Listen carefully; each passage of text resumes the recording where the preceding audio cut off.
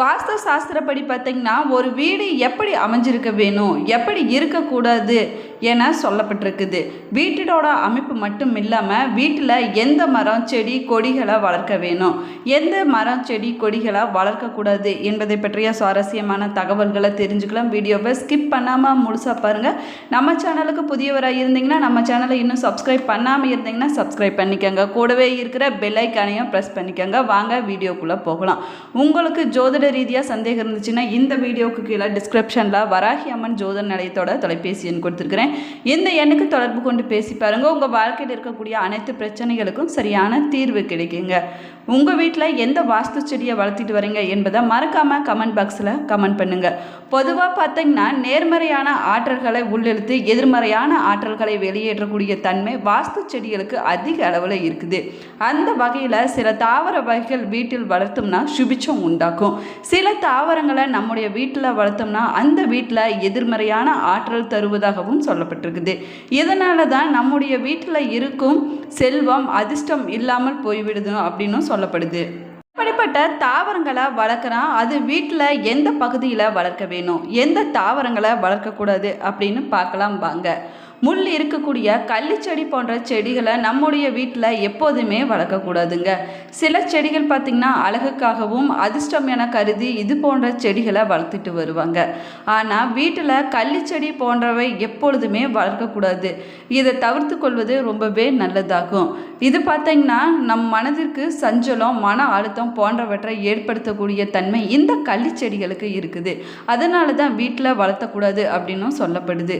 அது மட்டும் இல்லாமல் நம்முடைய வீட்டில் எதிர்மறையான ஆற்றல்கள் தரக்கூடிய சக்தியானது இந்த கள்ளிச்செடிக்கு அதிக அளவில் நிறைஞ்சிருக்குது அப்படின்னும் சொல்லலாங்க. உள்ளே இருக்கக்கூடிய செடிகளை வளர்த்தா குடும்ப உறுப்பினர்களிடையே தேவையற்ற வாக்குவாதங்கள், சண்டை சச்சரவு உண்டாகுவதற்கான வாய்ப்புகளும் இருக்குது. 3 இல்லைன்னா 4 அடி உயரம் மட்டும் வளரக்கூடிய செடிகளை வீட்டின் தென்கிழக்கு பகுதியில் வைத்து வளர்க்கலாங்க. வீட்டில் வடகிழக்கு பகுதியில் இது போன்ற செடி மரங்களை எப்பயுமே வைத்து வளர்க்கக்கூடாதுங்க. இல்லாமல் அதிர்ஷ்டமாக சொல்லக்கூடிய பொன்சாய் மரம் வீட்டுக்கு வெளியில் வளர்க்கலாங்க. ஆனால் வீட்டில் வளர்க்கக்கூடாது. வீட்டின் வளாகத்தில் புளிய மரத்தை நாம் எப்பயுமே வளர்க்கக்கூடாது. அது மட்டும் இல்லாமல் புளிய மரம் பக்கத்தில் வீடு கட்டுவதாக இருந்துச்சுன்னா நீங்கள் அதை கட்டுவதை தவிர்த்து கொள்வது இன்னுமே சிறப்பானதாகும். உங்களுடைய வீட்டில் வளர்க்கக்கூடிய தாவரங்கள் காய்ந்து போகாமல் நீங்கள் பார்த்து கொள்ள வேணும். அதற்கு என்ன பண்ண வேணும்னா அவ்வப்போது நீங்கள் அந்த காய்ந்து போன செடிகளை நீங்கள் அப்புறப்படுத்த வேணும். அது ரொம்ப முக்கியமானதாகும். அதே போல் வீட்டு வளாகத்தில் வளர்க்கக்கூடிய தாவரங்கள் காய்ந்து போகாமல் பார்த்து கொள்வது ரொம்பவே நல்லதுங்க. வீட்டை சுற்றி பருத்தி செடிகளை வளர்ப்பது நல்லதில்லை. வீட்டினோட வடக்கு பகுதியில் சின்ன செடிகளை வளர்ப்பதை நீங்கள் தவிர்த்து கொள்வது ரொம்பவே நல்லதுங்க. அதே போல் வீட்டின் முன்புறத்தில் உயர்ந்த மரங்களை நீங்கள் வளர்க்கக்கூடாது. அதே போல் தடிமனான மணல்களை நீங்கள் வளர்க்கவே கூடாதுங்க. இது போன்ற தாவர வளர்ப்பு முறைகளை நீங்கள் சரியாக கடைப்பிடிச்சிட்டிங்கன்னா உங்கள் வீட்டில் அதிர்ஷ்டம் தேடி வரும், நல்ல ஆரோக்கியம் கிடைக்கும், நீங்கள் செய்யக்கூடிய தொழிலில் நல்ல ஒரு முன்னேற்றம் கிடைக்குங்க. இனிமே பார்த்தீங்கன்னா மணி பிளான்ட் செடியை வளர்ப்பது வீட்டில் நல்ல அதிர்ஷ்டத்தை கொண்டு வந்து சேர்க்கும். செல்வ வளத்தை மும்மடங்கு பெருக செய்யும். அதே சமயத்தில் புளிய மரம், முருங்கை, கள்ளி, கருவேலம் போன்ற குறிப்பிட்ட சில மரங்களையும் எதிர்மறையான ஆற்றல்களை கொண்டு வரக்கூடிய செடிகளாகும். எனவே வீட்டில் இந்த செடிகளை வளர்ப்பதை தவிர்த்து கொள்வது ரொம்பவே நல்லது. உங்களுடைய வீட்டில் அதிர்ஷ்டம் மற்றும் நேர்மறையான ஆற்றல்களை கொண்டு வர உங்களுடைய வீட்டில் துளசி, மணி பிளான்ட், கற்றாழை, பாம்பு செடி, பன்னீர் ரோஜா மற்றும் மல்லிகை செடிகள் போன்றவற்றை நீங்கள் வீட்டில் வளர்ப்பது ரொம்பவே நல்லது. இந்த செடிகள் காற்றை சுத்திகரிப்பது மட்டும் இல்லாமல் நல்ல அதிர்வுகளையும் செல்வத்தை வளத்தையும் கொண்டு வரக்கூடிய செடிகளாகவும் சொல்லப்படுது. இந்த செடிகளை வீட்டில் வைப்பது அதிர்ஷ்டமாகவும் சொல்லப்படுது. வலுவான நேர்மறையான ஆற்றலை கொண்டது. வீட்டில் ஆரோக்கியமான சூழ்நிலைகளை உருவாக்கக்கூடிய தன்மை துளசி செடிக்கு இருக்குதுங்க. அதே போல் பணத்தை ஈர்க்கக்கூடிய செடிகளை ஒன்றாக சொல்லக்கூடியது மணி பிளான்ட் செடியாகும்.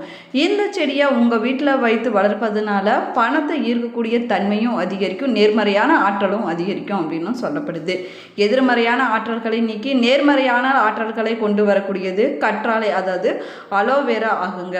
காற்றில் இருக்கக்கூடிய நச்சுக்களை உறிஞ்சு ஆரோக்கியமான சூழ்நிலை உருவாக்கக்கூடிய தன்மை பாம்பு செடிகளுக்கு இருக்குது. மகாலட்சுமிக்கு உகர்ந்த மலராகவும் வீட்டின் முன்னாடி வளர்த்தோம்னா நேர்மறையான ஆற்றல்களை கொண்டு வரக்கூடிய சக்தி பன்னீர் ரோஜாவுக்கு இருக்குது அப்படின்னு கூட சொல்லலாம். சொல்லலாங்க. அதே போல் பவளமல்லி, அடுக்குமல்லி என எந்த வகையான மல்லி செடிகளும் உங்கள் வீட்டில் வளர்ப்பது பலவிதமான நன்மைகளை கொண்டுட்டு வந்து சேர்க்கும். அது மட்டும் இல்லாமல் நேர்மறையான ஆற்றல்களை கொண்டுட்டு வருங்க. ஆர்கிட் பார்த்தீங்கன்னா நல்ல அதிர்ஷ்டத்தை தரக்கூடிய தாவரமாகவும் சொல்லப்படுது. நீங்கள் உங்கள் வீட்டில் செடிகளை வளர்க்கும் போது ஒரு சில விஷயங்களை கவனிக்க வேணுங்க. அது என்னன்னு பார்க்கலாம் வாங்க. நீங்கள் உங்கள் வீட்டில் செடிகளை சரியான இடத்துல வைத்து வளர்க்க வேணும். இனிமேல் துளசி செடியை வளர்க்கும் போது அதை உலர்ந்ததாகவோ இல்லைன்னா சேதமடைந்த நிலையிலோ உங்கள் வீட்டில் வைத்து வளர்க்கக்கூடாதுங்க. அப்படி வைத்து வளர்த்திங்கன்னா துரதிர்ஷ்டமானது ஏற்படும். எதிர்மறையான ஆற்றல்களானது உங்கள் வீட்டு வருவதற்கு வாய்ப்புகள் இருக்குது.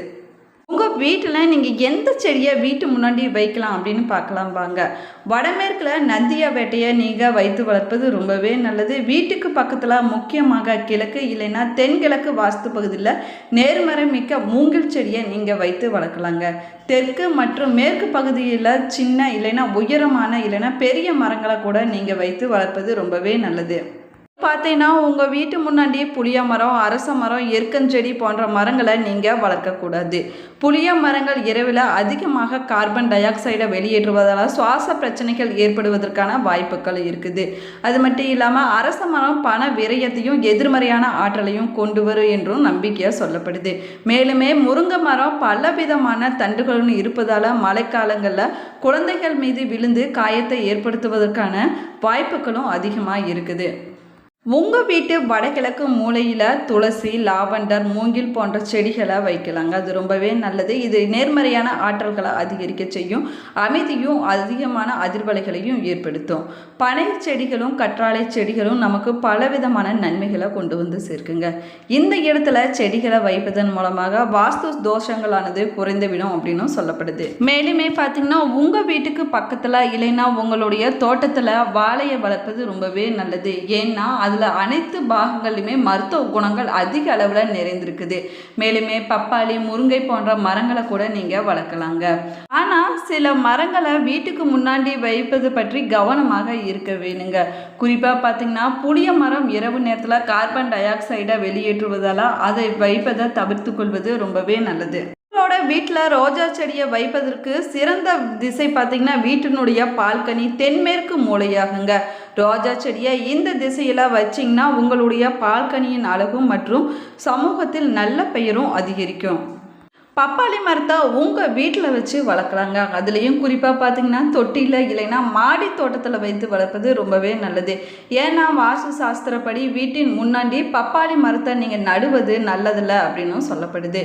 எனவே தான் பப்பாளி மரத்தை வீட்டின் பின்புறத்தில் இல்லைன்னா வேறு இடத்துல வைத்து நடுவது சிறப்பானதாகும். பார்த்தீங்கன்னா தொட்டாச்சினிங்கி செடியை வீட்டில் வைத்து வளர்ப்பது நல்லது. இது வாஸ்து சாஸ்திரப்படி மங்களகரமான செடியாகவும் சொல்லப்படுது. மேலுமே வீட்டில் ஒற்றுமையும் அமைதியும் கொண்டு வரும் அப்படின்னும் நம்பப்படுது. செடிகள் வீட்டில் வைப்பதன் மூலமாக ராகு தோஷங்கள் நீங்கும் என்றும் வீட்டில் இருக்கக்கூடிய பிரச்சனைகள் அனைத்துமே குறைந்துவிடும் அப்படின்னு சொல்லப்படுது.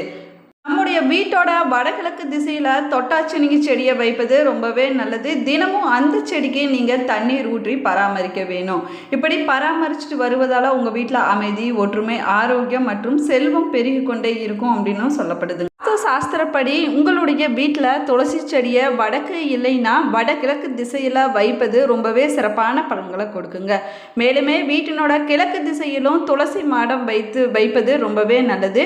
துளசி செடியை தெற்கு திசையில் எப்பொழுதுமே வைக்கக்கூடாது. ஏன் அப்படின்னு கேட்டிங்கன்னா அது எதிர்மறையான விளைவுகளை ஏற்படுத்துங்க. உங்களோட வீட்டில் துளசி செடி தானாக முளைத்து வந்துச்சுன்னா உங்கள் குடும்பத்திற்கு மகாலட்சுமியோடைய அருள் அதிகமாகவே இருக்குது அப்படின்னு அர்த்தமாகுமா. அதே போல் உங்கள் வீட்டில் இருக்கக்கூடிய எதிர்மறையான சக்திகள், பிரச்சனைகள், கஷ்டங்கள் அனைத்துமே விலக போகிறது என்றும் அர்த்தமாகுமா. பார்த்தீங்கன்னா மணி பிளான்ட் அதனுடைய அழகான இலைகளுக்காக வீட்டில் அலங்கார பொருளாகவும் பயன்படுத்தப்பட்டு வருதுங்க. இதை சமையலறை போன்ற பல்வேறு இடங்கள் வைத்து வளர்ப்பது ரொம்பவே நல்லது. இது வீட்டின் சூழ்நிலைகளை மேல்மேலும் படுத்துங்க. வீட்டிற்கு மணி பிளான்ட் வளர்ப்பது காற்றில் இருக்கக்கூடிய நச்சு பொருட்களை நீக்கி சுத்தமான காற்றை நமக்கு தருது. சாஸ்திரப்படி மணி பிளான்ட் வீட்டில் செல்வம் செழிப்பு மற்றும் நல்ல அதிர்ஷ்டத்தை கொண்டு வரும் அப்படின்னும் சொல்லப்படுது. இந்த செடியை தென்கிழக்கு திசையை நோக்கி வைப்பது ரொம்பவே நல்லது. இந்த பதிவு உங்களுக்கு பயனுள்ள தகவல்களை கொடுத்துருக்குன்னு நினைக்கிறேன். இந்த பதிவு உங்களுக்கு பிடிச்சிருந்தால் லைக் பண்ணுங்கள், ஷேர் பண்ணுங்கள், கமெண்ட் பண்ணுங்கள். இன்னும் நம்ம சேனலை சப்ஸ்கிரைப் பண்ணாமல் இருந்தீங்கன்னா சப்ஸ்கிரைப் பண்ணிக்கோங்க. கூடவே இருக்கிற பெல் ஐக்கானையும் ப்ரெஸ் பண்ணிக்கோங்க. Thank you friends. மேலுமே நீங்கள் வீட்டில் எந்த வாஸ்து செடியை வளர்த்திட்டு வரீங்க என்பதை மறக்காமல் கமெண்ட் பாக்ஸில் கமெண்ட் பண்ணுங்கள். மேலும் நீங்கள் எந்த மாவட்டத்திலிருந்து பார்க்குறீங்க என்பதை மறக்காமல் கமெண்ட் பாக்ஸில் கமெண்ட் பண்ணுங்கள். Thank you friends.